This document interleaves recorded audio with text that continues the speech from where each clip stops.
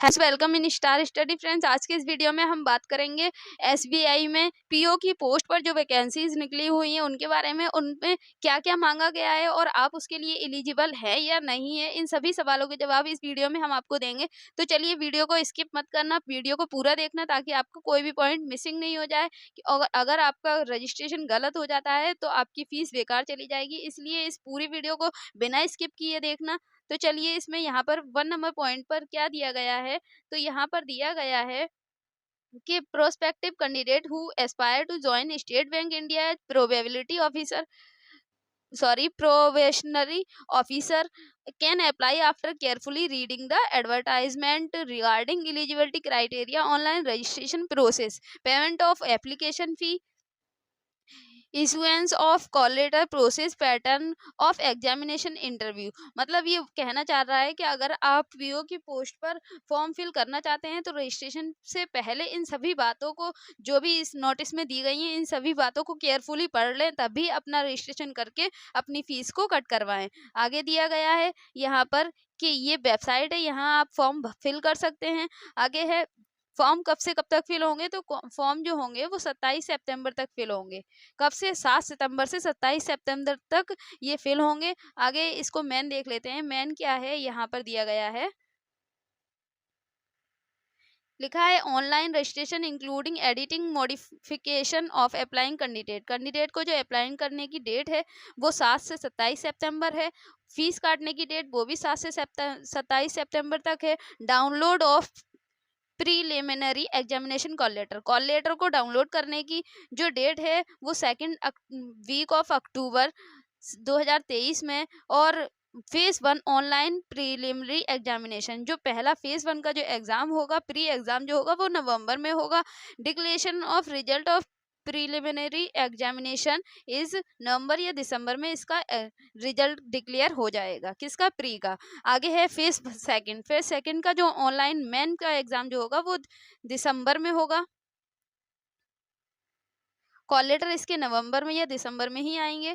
और आगे है डिक्लेरेशन ऑफ रिजल्ट, और इसका रिजल्ट दिसंबर में या जनवरी में आ जाएगा। आगे है download of phase 3 call letter. Phase 3 का कॉल लेटर कब डाउनलोड किया जा सकता है? जनवरी फरवरी में। और फेज 3 का जो साइकोमोट्रिक टेस्ट होगा वो जनवरी फरवरी में ही होगा। इंटरव्यू और ग्रुप एक्सरसाइज जो होगी वो भी जनवरी फरवरी में होगी। ये सभी चीज़ें आपको पता इस नोटिफिकेशन में पता चल रही हैं। और डिक्लेरेशन ऑफ फाइनल रिजल्ट, जो फाइनल रिजल्ट जो होगा वो फरवरी मार्च में आपका क्लियर हो जाएगा।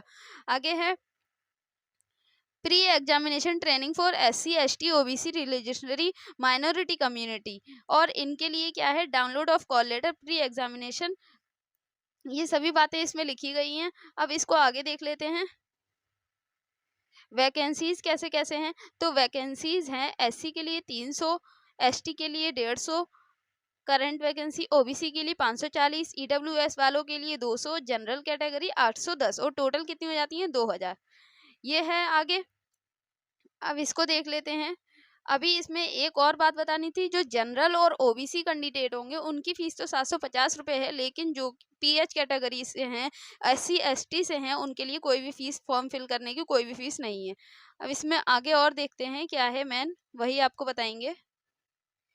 एलिजिबिलिटी ऑफ क्राइटेरिया, क्राइटेरिया की एलिजिबिलिटी का क्राइटेरिया क्या है यहाँ पर, उसको देख लेते हैं। Graduation in any discipline from a recognised university for any equivalent qualification recognised as such by the central government. मतलब आपने किसी भी संस्था से आपने ग्रेजुएशन किया है वो लोग अप्लाई कर सकते हैं। और क्या दिया गया है इसमें, जो लोग, आगे लिखा है those who are in final year, जो लोग फाइनल ईयर में हैं वो भी यहाँ पर अप्लाई कर सकते हैं। फाइनल सेमेस्टर में है, फाइनल ईयर में, देयर ग्रेजुएशन में also apply provisionally subject to the candidate that if called for interview. अगर उनको इंटरव्यू के लिए बुलाया जाए, they will be have produce proof, अपना प्रूफ लेकर के जाएं। हैविंग पास, जब तक वो पास हो जाएंगे ग्रेजुएशन में उसका प्रूफ लेकर के जाएं। ये यहाँ पर कहा गया है अगर उनको इंटरव्यू के लिए बुलाया जाता है। आगे देख लेते हैं। एज लिमिट क्या है यहाँ पर, तो एज लिमिट क्या बताई गई है, यहाँ पर बताया गया है कि 21 साल से 30 साल तक के लोग यहाँ पर अप्लाई कर सकते हैं।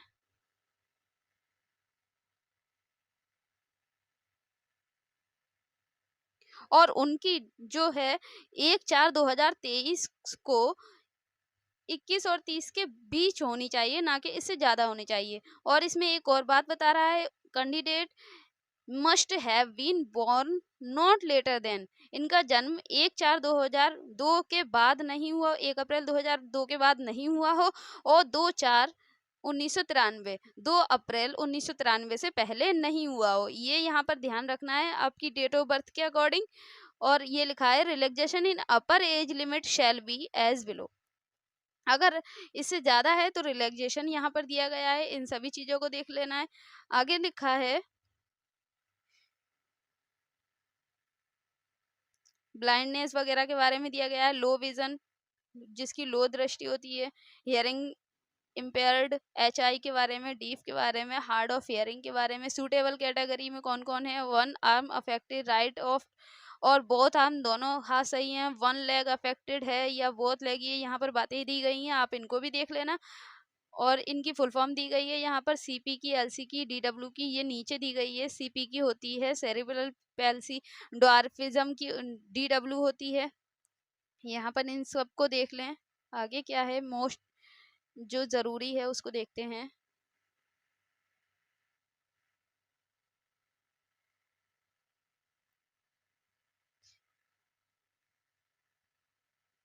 यहाँ कैटेगरी के बारे में दिया गया है, इसको भी देख लेते हैं।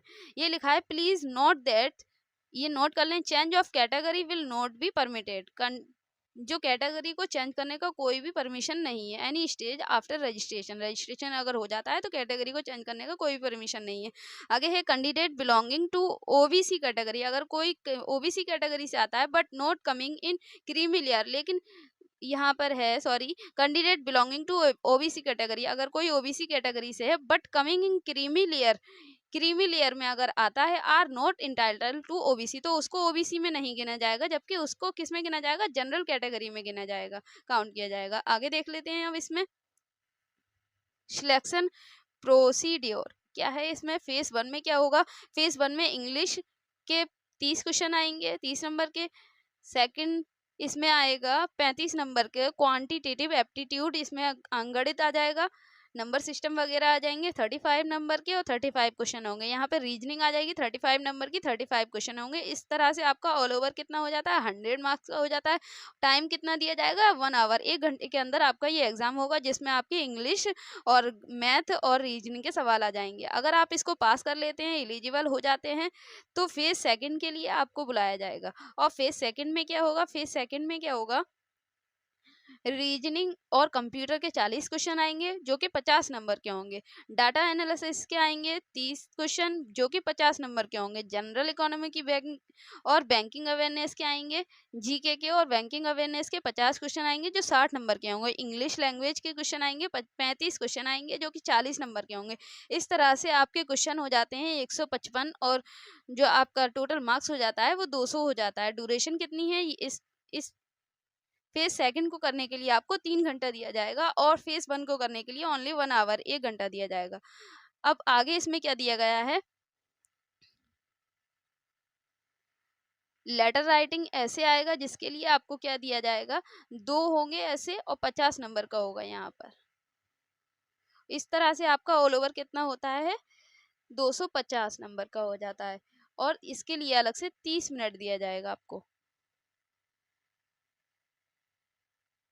अगर आप इसको पास कर लेते हैं फिर उसके बाद में आपको फेज थर्ड के लिए बुलाया जाएगा। लेकिन इससे पहले एक और बात बतानी है, यहाँ पर दी गई है पेनल्टी क्या होगी। पेनल्टी होगी अगर आपने एक क्वेश्चन गलत की, 4 क्वेश्चन गलत किए हैं तो 1/4 की आपको पेनल्टी होगी, आपका 1 नंबर काट लिया जाएगा। लेकिन अगर आप इफ एक क्वेश्चन इज लेफ्ट, अगर आपका कोई क्वेश्चन रह जाता है उसके लिए कोई भी पेनल्टी नहीं है। अब इसमें देखते हैं फेज थर्ड में क्या किया जाएगा। तो फेज थर्ड में है मैक्सिमम मार्क जो है वो 20 हैं, ग्रुप एक्सरसाइज के 30 इंटरव्यू के। इस तरह से आपका ऑल ओवर 50 हो जाता है। साइकोमोटिक टेस्ट होगा, ग्रुप एक्सरसाइज होगी और इंटरव्यू होगा। अब आगे देखते हैं इसको।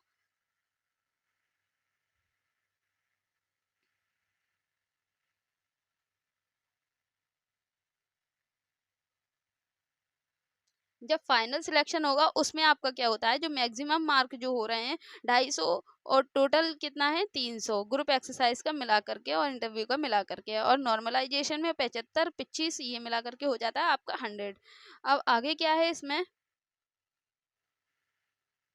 रिजल्ट पब्लिकेशन कैसे होगा, result of the preliminary examination, main examination and final result will be made available on the banks website, ये बैंक की वेबसाइट पर अपलोड किया जाएगा। अब इसमें लिखा है exam centre the examination will be conduct online at venue, ये तो हमने बता दिया था कि ऑनलाइन मोड पर आपका एग्जाम होगा। No request for change examination centre, यहाँ पर एग्जामिनेशन सेंटर चेंज की कोई भी रिक्वेस्ट नहीं होगी। आगे है SBI reserve the right to cancel any of the examination centre and और एड सम अदर, लेकिन जो SBI है वो अपने अकॉर्डिंग चेंज कर सकता है, यहाँ पर ये दिया गया है।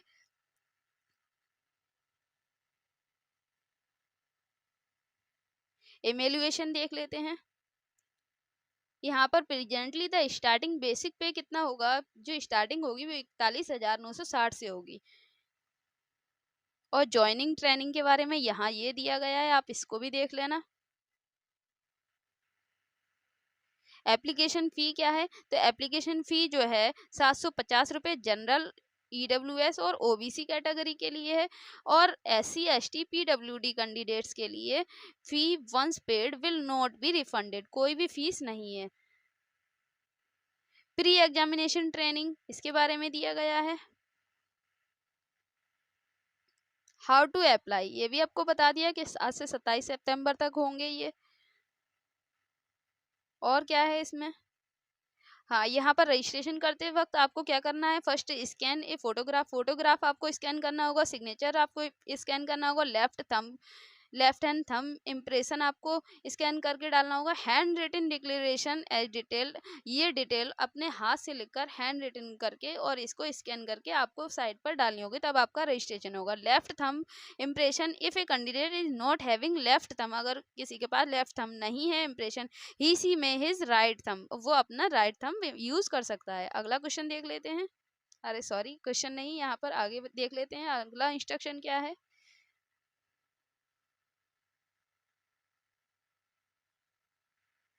यहाँ पर वेबसाइट पर जाकर आप देख सकते हैं करंट में ओपन हो चुके हैं फॉर्म रजिस्ट्रेशन के, जहाँ आप अप्लाई कर सकते हैं।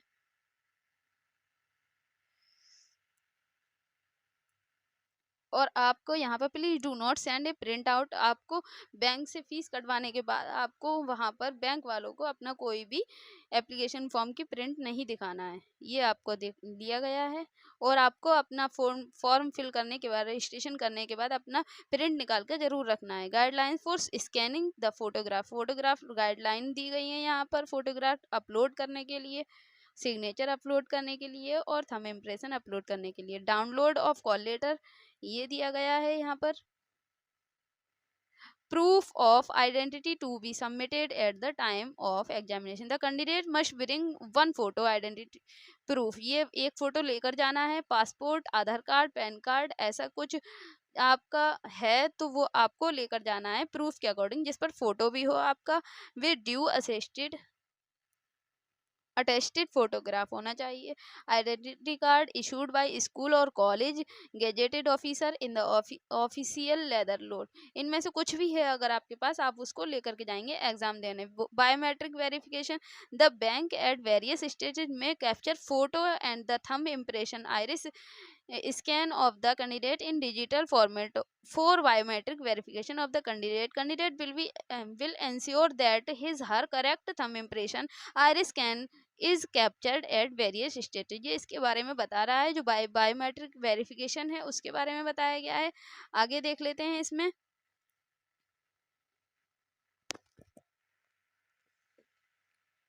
Use of mobile phones calculator और any such electronic device band, ये सभी इलेक्ट्रॉनिक डिवाइस जो हैं वो बैन है, यहाँ पर किसी को भी आपको लेकर के नहीं जाना है साथ में।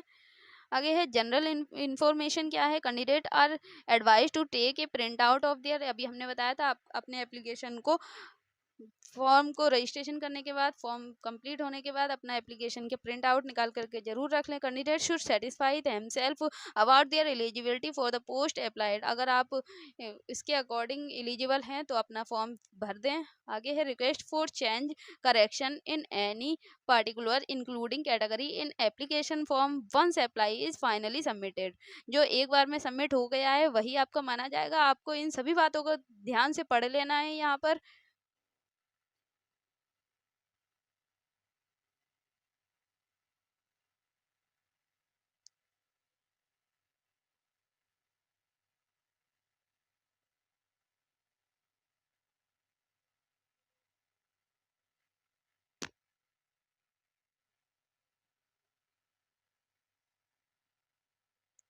ये यहाँ पर आपके एग्जामिनेशन सेंटर दिए गए हैं। ये कहाँ कहाँ पर आपका एग्जामिनेशन सेंटर है, अपने स्टेट के अकॉर्डिंग आप इसको देख लें।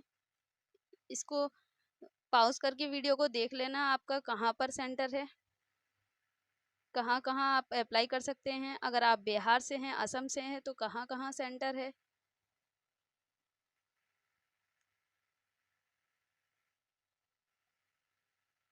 जितना जूम हो सकता है वो करके दिखा दे रहे हैं तुमको।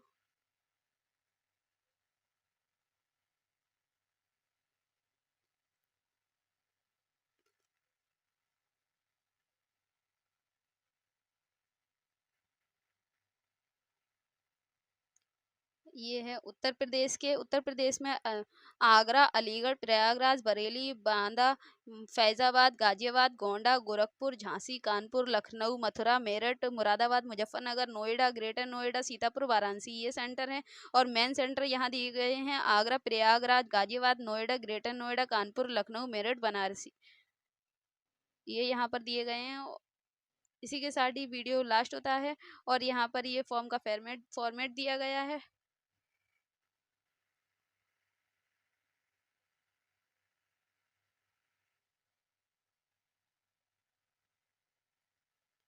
फोटोग्राफ कितना होना चाहिए ये यहाँ पर बताया गया है। सिग्नेचर के बारे में बताया गया है और थंब इम्प्रेशन के बारे में बताया गया है। साइज कितना होना चाहिए ये आपको सही करके जब तभी अपलोड करना है, नहीं तो बार बार अपलोड करना पड़ेगा। इसलिए पहले इसको बना करके साइज के अकॉर्डिंग बना करके एडिट करके रख लें। उसके बाद फॉर्म फिल करते वक्त आप इसको फाइनली सबमिट कर दें। इसी के साथ ही वीडियो पूरा होता है। वीडियो पसंद आया वीडियो को लाइक कर देना। चैनल पर नए हैं तो चैनल को सब्सक्राइब कर लेना। Thank you.